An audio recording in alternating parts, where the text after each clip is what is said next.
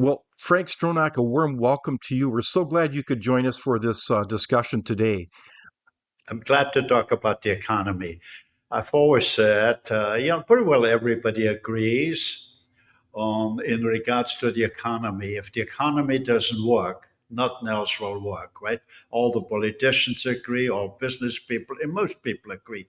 If the economy doesn't work, nothing else will work. It's the economy, the economy, the economy. If the economy doesn't work, you cannot feed the hungry, you cannot look after the most fragile people, the elderly, the sick, and the handicapped. But funny enough, we do not talk what drives the economy. The economy is driven by three forces: smart managers, hardworking employees, and investors. The message what I want to get across is loud and clear. Workers or employees have a moral right to some of the profits they help to generate. Without workers, you can't make a profit. So that's a simple fact. Well, it sums it up well. It's about the economy. I think I've heard that paraphrased in so many other circles. It is the economy that is foundational to our society. And what I find interesting as well, like you were the founding CEO of a huge conglomerate, Magna International. And your own story really, in many ways, exemplifies the foundational aspect of the economy. So, if you don't mind me asking a little bit more about your story, Mr. Stronach, what brought you to Canada so many years ago? What was the dream that you were pursuing in this great country, Canada? Well, I was very young and I had no great philosophies. I come from a working class background. So I wanted to see the world. So I had to go someplace where I also could get a work visa, right? I applied to South Africa, to Australia, the United States, and Canada. Sometimes I'm a little tough on the Canadian bureaucracy, but I'm still saying it's the best. They came forward with the visa. So I wound up in Canada. No great philosophies. And the first little while was a little rough. I had about $200 in my pocket and I ran out of money and I was hungry not because I wanted to lose weight. I was hungry, I had no money to buy food.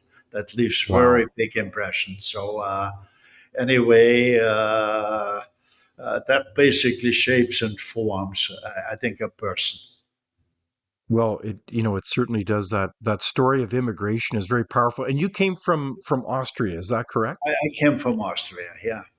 So how did you found Magna International? Can you tell us more about that story? Yes, yes. I'm a tool and die maker by trade. A lot of people have no idea what tool and die making is. Hmm. It doesn't matter if you look at a fork, if you look at the pen, you need machinery to produce the pens, right? Hmm. Or it might be in that case bumpers or a door or a dashboard on a car.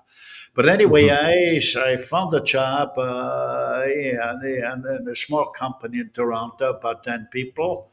After a few months, the owner said, Frank, you're doing a great job. I want you to be a partner of mine. Nice guy, but he never wrote it down. So I left there. I found a job. I got paid a lot more money. So I rented a very simple room. The toilets were out on the hallway. And a few years later, I had $5,000 saved up. And I rented the gatehouse of American Standard on Dufferin and Dupont, right? The gatehouse is maybe Hmm. like a Yeah. four-car garage, something of that size. Anyway, so like I said, I had $5,000 saved up. I bought a few used machines, and out I went hustling. I went to the factories, and I said, "I'm very good in solving problems. If I can't solve them, you don't have to pay me." So after 1 month, I hired somebody. After a year, I had about 10 people. After 2 years, I had 20 people. And then the first evolution sets in. I noticed my foreman was a little different. It was a German fellow called Herman. I said, Herman, what's the matter with you lately? Well, Herman said, I wanted to talk to you anyway. I'm thinking of starting my own business. Well, I said, I can sympathize with that. And I have a feeling for that. I said, look, let's talk tomorrow. Maybe we find a better answer. That evening, I was talking to myself. If that foreman's going to leave me, that would start from my growth. I didn't like that. The next Hmm. reason was if that foreman's going to leave me, I got to do all the work myself. I liked that even less. The third Hmm. reason was if I hire a foreman, I don't show him how a business is run, I still got to do all the work. And the fourth reason was if I show a new foreman now how the business is run, after 1 year, so they will leave, start their own business. So anyway, to make it short, I said to them, look, why don't we open up a factory together? You own one third, I own two thirds. By the end of the year, we take some monies out pro rata and we leave some monies for further growth. He said, do you mean it? I said, yes. We went that afternoon to a lawyer. We wrote it up. The guy was hustling. That was his company. He was Wow. working Hmm. like crazy, right? Had a lot of pride, a lot of things. I took the next foreman, the next foreman, the next foreman, the next foreman. So I had about seven foremans, and my cash flow was it did the same thing. The cash flow really uh, was quite heavy, and I saw this huge market up there, this multi-billion-dollar market. I came to Wow. the conclusion: what do I have to do that also? How can I participate the workers? I came to the conclusion. I converted my company in a public company, and a couple of years later, I put in a corporate constitution. The foremost principle of the constitution was what do we do with the profits? So 20% of the profits went to the shareholders, 10% of the profits went to the workers over and above their wages. 3%, 6% went to management, uh, uh, uh, 2% to charity, and 7% to research and development. When I put in the sharing program for the workers, a profit went up the first year 10%, the second year 100%, the third year 200%. When you get workers involved in tangible terms, because they're on the front line, you release an energy of untold proportions. They're on the front line, they know how to make things better. Hmm. So you have lived, in many respects, the Canadian dream by understanding how to unleash that incredible entrepreneurial energy that's with really everybody by helping them to also be kind of partly an owner of the operation. Is that Yeah. right? Well, basically, we all go to an evolutionary process when we look back. We had the caveman, then we had the hunter and the hunted, then we had the Hmm. kings and the servants, and now we go to a phase with the bosses and disgruntled employees. I Hmm. treated Yeah, my workers as partners, right? Every day I exactly. thought, what do we have to do that they respect me? Okay, Hmm. so I treated them as partners, right? And I created, by the time I stepped out, we had about 180,000 employees, over 400 factories in 34 different countries. And when we were younger, we all hustle a bit to make some monies that we can live in dignity or help the family. But when you get a certain age, then you think, gee, I've been blessed with good health and a good mind. But I've always said it doesn't matter how smart you are. If the stars are not aligned, it won't work. Well, well, it's a very inspiring story, and I love the breakdown of the percentages because those mean a transformative opportunity for everybody involved in that business. So you have been blessed with incredible success and prosperity, but in the process, you have, gosh, I hesitate to even guess how many people you've brought along in the tens of thousands, hundreds of thousands of people you have had 180,000. an impact. Just imagine 180,000. That's Over amazing. 400 factories in 34 different countries. It's an incredible story. And if you don't mind me asking, what is at the core business now of Magna? the core business, well, I left Magna in 2015, right? It's Hmm. about 9 years ago, right? And Hmm. well, I left. I wanted to do my own company, right? And Stronach International. And Stronach Hmm. International is in three areas, right? One in agriculture, in restaurants and supermarkets, in tourism, and in small electric cars. I just Okay. opened up a factory where we produce small electric cars. All right. And so you've also founded the Stronach Foundation for Economic Rights. And why did you found that foundation? Well, this is a great country, right? I have accumulated a lot of experience via circumstances, right? And when I look at the country now, the debt is climbing like crazy, right? What we over 2 trillion now, right? Our interest payments a day is already about 150 million a day just for the interest payments, and the bureaucracy, the bureaucracy is climbing. It's real crazy, right? I have a farm up here, right? For a farm, I built a greenhouse. For a greenhouse, you don't need a permit; you build it. But I wanted to put a farmer's market in front of the greenhouse. I'm waiting for 3 years now to get a permit. Huh? Three I can years. never build a Magna anymore because if you have a factory, you want to allocate, let's say, a toilet in another area. Gosh, you have to wait for a few months before you get a permit. So Wow. it's the bureaucracy has climbed like crazy. If you see Hmm. a new building going up, it's a warehouse, no more factories, right?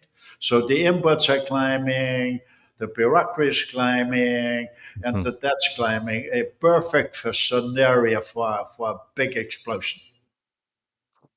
So So I to be thought it's clear, very important. I think why an economic charter of rights we could save the country, right? Because I developed a 7 point program which has nothing to do with politics. It's purely hmm, economic, and hmm, I think if I hope to create to create a grassroots movement, and to bring about change. Timing is important. hmm. The timing is you can never bring about change if the fridges are full with food. The fridges are now half empty. I think there's a lot Ah. of women out there which think, where do I get the money to find my kids next week?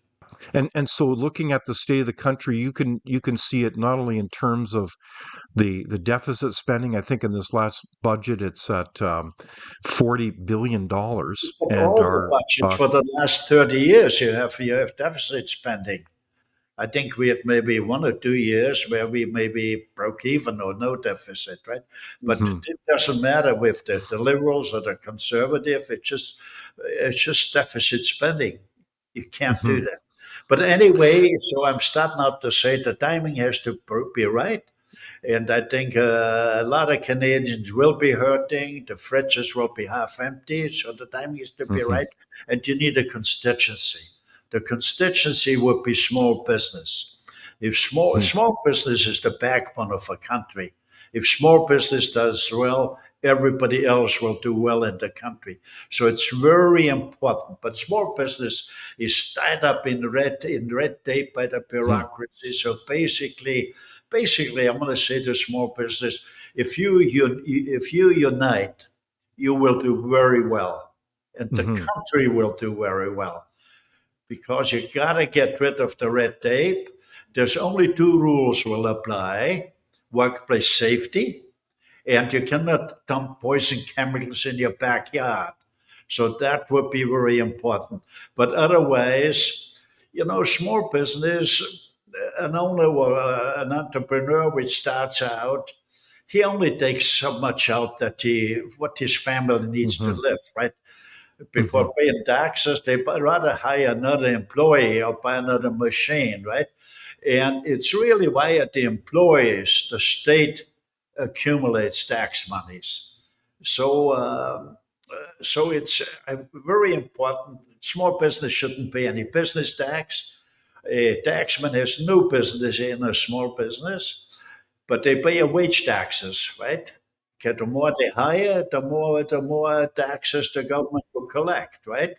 So But if they would not have to pay a business tax, it's not much, but it's the mhm, procedures, the rigmarole you have to go through. If small mhm. business knows there's no business tax, they would just hire people and grow like crazy. I think that's a brilliant insight that small business in many respects is the heart of our economy and the heart of our society. And it Right. seems like there's a kind of a gang up by every level of government. I think you gave your own example of trying to set up a kind of a farmer's retail outlet on your own property that is strangling small business. And it's almost like we don't get it. We don't realize that we are killing our own economic future by killing small business. Is that You it? you said the same thing what I'm always saying. We're killing small business. That's the backbone. Why? They have a level playing field. Right Hmm. now, can you show I got a tax code behind me? I gotta show what this Hmm. is. This tax code, there's thousands and thousands and Yeah. thousands of rules in there, right? Insane. Okay. And one rule or one paragraph is more convoluted than other. The reason why it's that way, you got special interest groups. Which get special treatment on taxes. Hmm. Right? Hmm. We got in Canada. We need a tax code or taxes which are black and white, no but loopholes. Income is income is income. If you make Right. more income, you pay more taxes. So it's very crucial to have the right tax rules because nobody understands it. Without open discussion and debate, you're not thinking, nor are you free. Comment below. We'd love for you to join the conversation.